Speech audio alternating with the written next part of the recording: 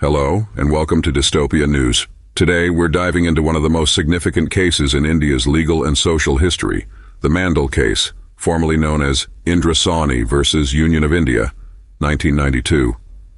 This landmark judgment shaped the framework of reservations and affirmative action in India. So, what was the Mandal Case and why does it still matter today? Let's find out. To understand the Mandal Case, we need to rewind to 1979. The Indian government formed the Mandal Commission, chaired by B.P. Mandal, to identify socially and educationally backward classes, or SEBCs, and suggest ways to uplift them. The Commission's findings were startling. It concluded that around 52% of India's population belonged to these backward classes. In 1990, the central government announced 27% reservation in central government jobs and educational institutions for OBCs, based on the Commission's recommendations. But this decision sparked nationwide protests, especially among students in the middle class, who argued that it violated principles of merit and equality.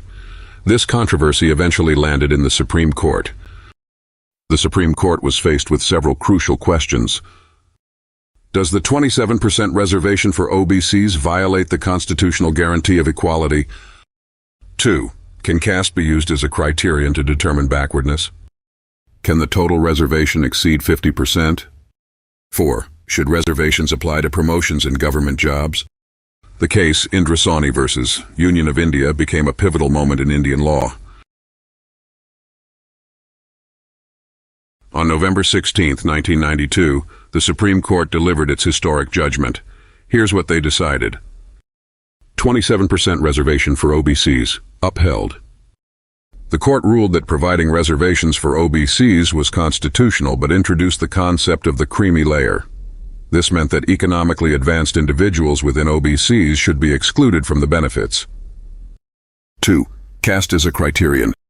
Caste was recognized as a valid marker of social and educational backwardness, given India's historical realities. 50% cap on reservation. The court imposed a 50% ceiling on total reservations, ensuring that it doesn't dilute merit excessively. 4. No reservation in promotions. The court ruled that reservation policies should apply only to recruitment, not to promotions. These principles laid the foundation for the reservation system as we know it today. The Mandal Case reshaped India's approach to social justice. It balanced the need to uplift disadvantaged groups with safeguards against overreach, but it wasn't without criticism. Some argued that the exclusion of the creamy layer weakened the policy's impact. Others felt the 50% cap was unfair in states with a higher proportion of backward classes. The focus on caste also reignited debates on its role in Indian society. Even decades later, the Mandal Case continues to influence India's reservation policies. It also led to constitutional amendments, such as allowing reservations in promotions in certain circumstances.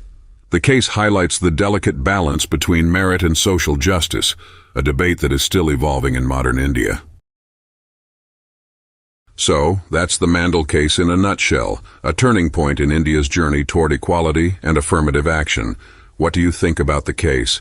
Should we rely on caste-based reservations, or is there a better way to achieve social justice? Let us know in the comments below.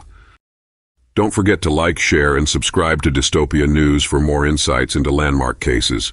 See you in the next video. Subscribe, like